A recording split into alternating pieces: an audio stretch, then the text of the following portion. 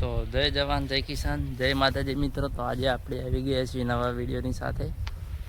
અને કાલે આપણા ત્યાં વરસાદ થયો છે, તે પછી આપણા ઘઉંની હાલત શું થઈ તે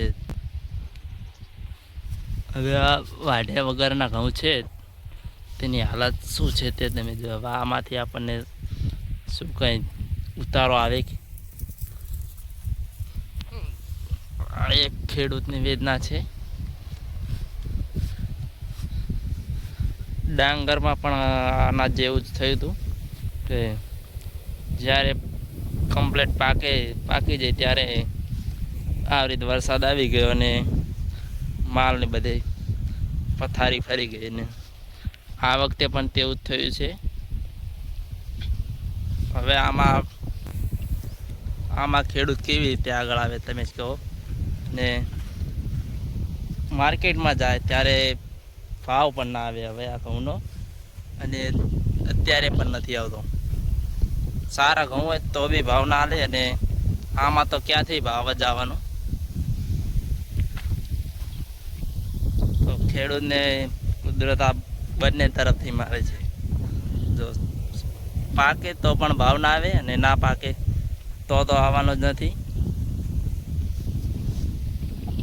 અને તમે આપણી વાતથી સહમત હોય તો આપણને લાઈક આપી દેજો અને કોમેન્ટમાં જણાવી દેજો કે હા સાચું છે કે ખોટું જે આપણે વાત કરી હતી. હવે આ ઘઉં વાઢા છે તો અમે શું ઉતારો આવે તમે કહો.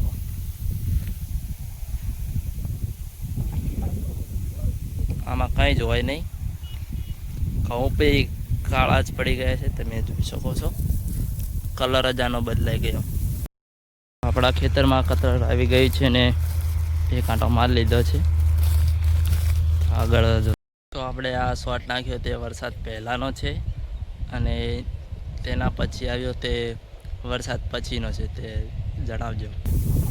અને જે આના પહેલાં સાથે આપણે એક શોર્ટ મૂકી દઈશું વિડીયો આગળ, તે જોજો. અને આ જોજો. તો આપણો વિડીયો કેવો લાગ્યો તે કોમેન્ટ કરજો. અને જો આવા વિડીયો તમે જોવા માગતા હોય તો આપણી ચેનલને લાઈક શેર અને સબસ્ક્રાઈબ કરી નાખજો. જય માતાજી.